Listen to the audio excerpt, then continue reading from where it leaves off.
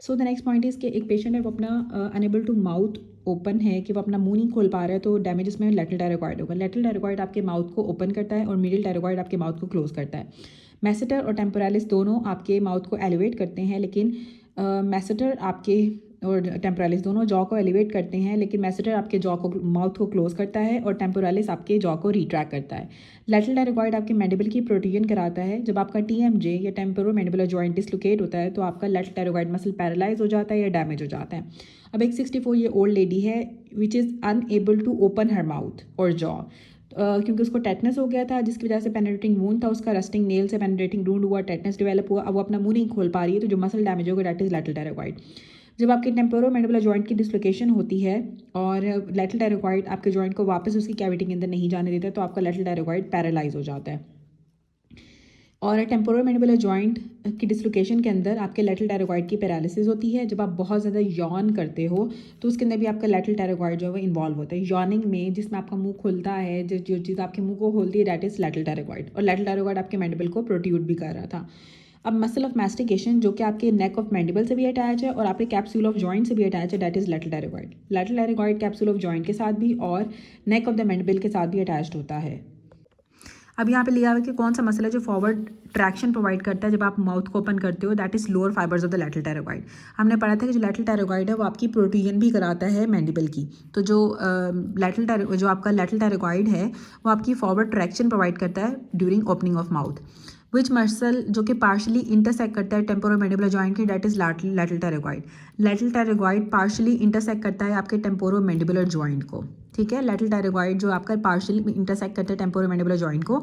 अब हम पढ़ेंगे मैसेटर और मिडिल टायरोइड के बारे में। जो मैसेटर है ना, जो मसल जो कि आपकी जॉ को क्रॉस करता है दैट इज मैसेटर, और जो मसल आपके माउथ को क्लोज करता है दैट इज मीडियल टायरोइड। मीडियल टायरोइड आपके माउथ को क्लोज करेगा और जो मैसेटर होता है वो आपके जॉ को क्रॉस करता है। Temporo mandibular joint most common site होती है मैंडिबल की डिसलोकेशन जो होती है वो एंटीरियरली होती है। टेम्पोरो मैंडिबुलर जॉइंट में जो मैंडिबल की डिसलोकेशन सबसे ज़्यादा एंटीरियरली डिसलोकेट करती है मैंडिबल। जो मोस्ट कॉमन डिसलोकेशन है टेम्पोरो मैंडिबुलर जॉइंट की वो एंटीरियरली होती है, क्योंकि जो टीएम जो जॉइंट होता है वो डिसलोकेट करता है सिर्फ और सिर्फ एंटीरियरली। तो टेम्पोरो मैंडिबुलर जॉइंट में आपका जो मैंडिबल होती है वो सिर्फ और सिर्फ एंटीरियरली डिसलोकेट करती है, तो मोस्ट कॉमन भी एंटीरियर डिसलोकेशन होगी।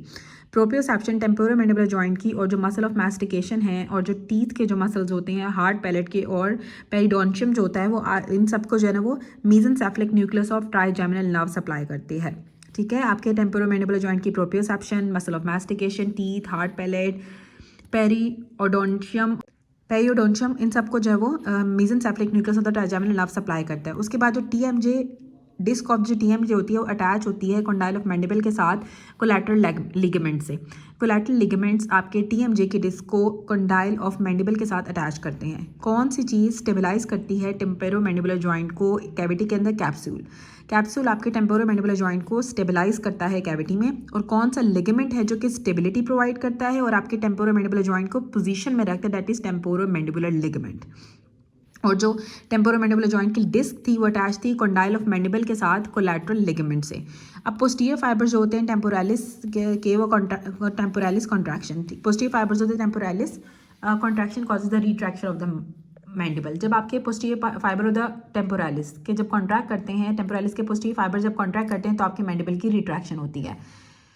जो लोकेशन है जेनिकुलेट गैंग्लियन की वो middle wall of the middle air के अंदर होती है। मिडिल एयर के मीडियल वॉल के अंदर आपका जेनिकुलेट गैंग्लियन होता है। जेनिकुलेट गैंग्लियन आपके मिडिल एयर की मीडियल वॉल के अंदर होता है।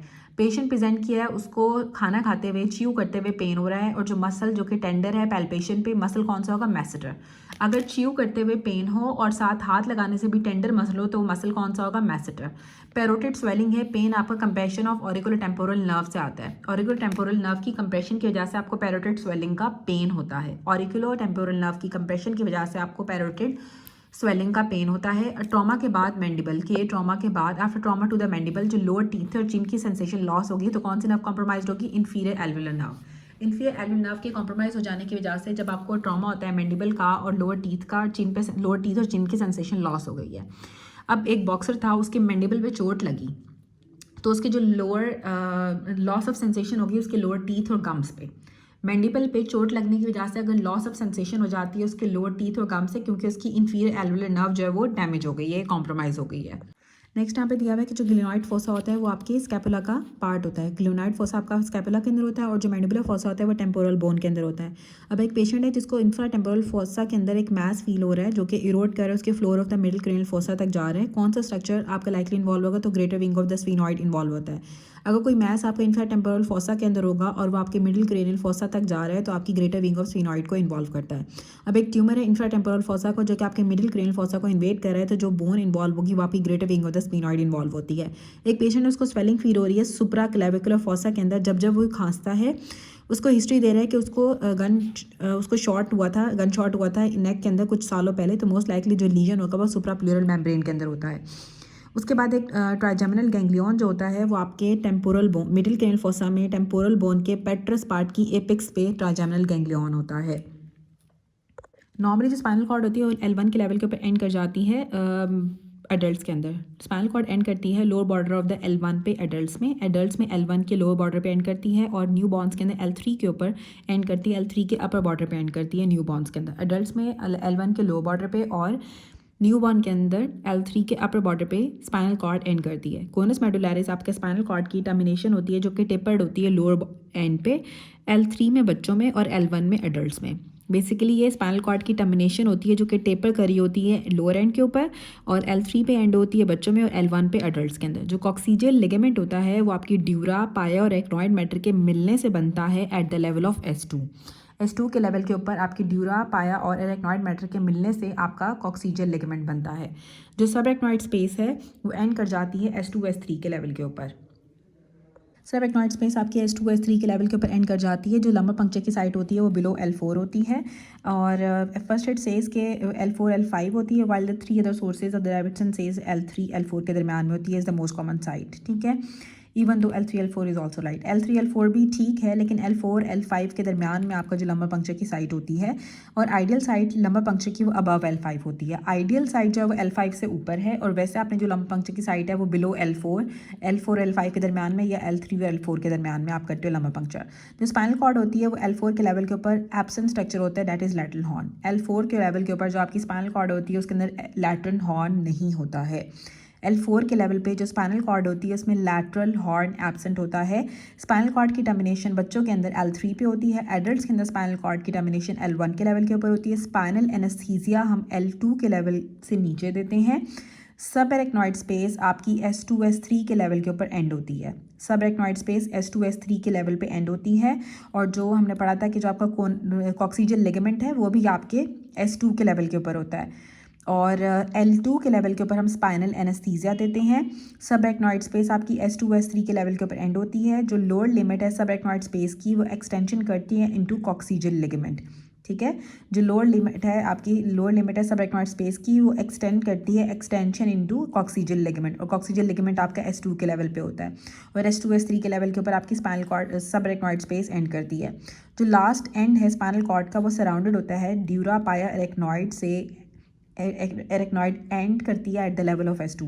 जो एंड में आपका कॉक्सीजियल लिगामेंट बनता है जो आपका कॉम्बिनेशन होता है ड्यूरा, पाया और एराक्नॉइड मैटर का और S2 के लेवल के ऊपर होता है और ये लास्ट एंड होता है स्पाइनल कॉर्ड का। अब जो कॉर्डा क्यूना है ये anterior posterior root of the spinal cord from L1 से L5 तक। कॉर्डा क्यूना में आपकी एंटीरियर पोस्टीरियर रूट्स होती हैं स्पाइनल कॉर्ड की फ्रॉम L1 से L5 तक और पाया मैटर एक्सटेंड करती है सल्काए और features of the brain tissue में भी। जो पाया मैटर होती है वो आपके ब्रेन के सल्काए और फीचर्स तक में एक्सटेंड करती है। अब एक पेशेंट है उसको सेंसरी लॉस डेवलप हो गया left side of the body के ऊपर। कुछ दिनों के बाद उसका behaviour for pain is changed and he became angry after touching and where could be the lesion in the brain, तो राइट थैलेमस के अंदर लीजन होगा। अगर एक पेशेंट है जिसकी left side of the body के ऊपर पहले सेंसरी लॉस हुआ और कुछ दिनों के बाद उसका बिहेवियर चेंज हो गया पेन के लिए कि उसको अगर टच भी करो तो वो एंग्री हो जाता है आफ्टर टचिंग और where could the lesion be, तो उसके राइट थैलेमस में लीजन होगा। लेफ्ट साइड पे उसकी सेंसेशन गई है और राइट थैलेमस में उसको लीजन है। और right upper and the lower limb की अगर पैरालिसिस हो और राइट साइड पे फेस पैरालिसिस हो, जो डैमेज होता है वो इंटरनल कैप्सूल का होता है क्योंकि इसमें अनक्रॉस लीजन होता है, upper motor neuron lesion and internal capsule. अगर राइट अपर और लोअर लिम्ब की पैरालिसिस और आपको लेफ्ट साइड पे फेस पैरालिसिस हो तो डैमेज आपका पॉन्स के अंदर होता है क्योंकि क्रॉस्ड हेमीप्लेजिया होता है, low motor neuron lesion and the pons. अगर राइट हेमीप्लेजिया हो और डेविएशन ऑफ माउथ हो to the left, drooling of saliva हो ऑन स्वॉलोइंग, तो लीजन आपका लेफ्ट इंटरनल कैप्सूल में होता है, left deviated mouth, weak right facial muscles and unopposed left facial muscles. ठीक है, तो आपका अगर लेफ्ट डेविएट कर रहा है माउथ, इसका मतलब है आपके राइट साइड के मसल्स वीक हो गए हैं फेस के, और आपके जो लेफ्ट साइड के मसल्स हैं वो अनअपोज्ड हैं। सेंसरी लॉस जो आपके left side of the face के ऊपर होता है या left side of the body के ऊपर होता है, तो लीजन आपका थैलेमस के लेवल पे होगा। सेंसरी लॉस आपका थैलेमस के अंदर होता है, सेंसरी लॉस थैलेमस के अंदर होगा कि लेफ्ट सेंसरी लॉस हुआ left side face, left side body, तो लीजन आपका थैलेमस में होगा। अब एक 59 ईयर ओल्ड हाइपरटेंसिव पेशेंट थी, इमरजेंसी के अंदर आई, उसे कॉमा हुआ, लेफ्ट साइड का हेमिप्लेजिया हुआ, बायलैटरल पिन पॉइंट पिंपल्स हैं, लीजन उसके पॉन्स के अंदर होंगे। अगर तो एक ब्लड पे हाइपरटेंसिव पेशेंट है, इमरजेंसी के साथ आई है, कॉमा में, लेफ्ट साइड का उसको हेमिप्लेजिया हुआ है और बायलैटरली दोनों आइज उसकी पिन पॉइंट प्यूपिल्स हैं, लीजन पॉन में होगा। जो जब पॉन्स में लीजन होता है तो आपको बायलैटरल पिन पॉइंट प्यूपिल्स मिलते हैं। पैरालिसिस है और एटेक्सिया है, डैमेज किस में होगा, सेरिबेलो पोंटाइन एंगल के अंदर। एक तो पैरालिसिस है और साथ उसको एटेक्सिया भी है, तो डैमेज आपका सेरिबेलो पोंटाइन एंगल में होता है।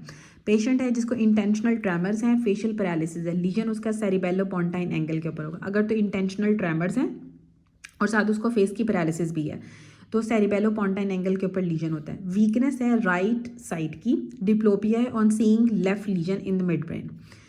वीकनेस है राइट साइड पे और साथ उसको अगर डिप्लोपिया होगा तो आपका लीजन जो होगा वो मिड ब्रेन में होगा। वीकनेस राइट पे है और डिप्लोपिया लेफ्ट पे है, तो लीजन ब्रेन में, मिड ब्रेन में होगा। पेशेंट प्रेजेंट किया है paralysis of the right arm and leg के साथ, राइट प्लांटर अपगोइंग है, एग्जैजरेटेड रिफ्लेक्सेस हैं, लीजन लेफ्ट इंटरनल कैप्सूल में होगा।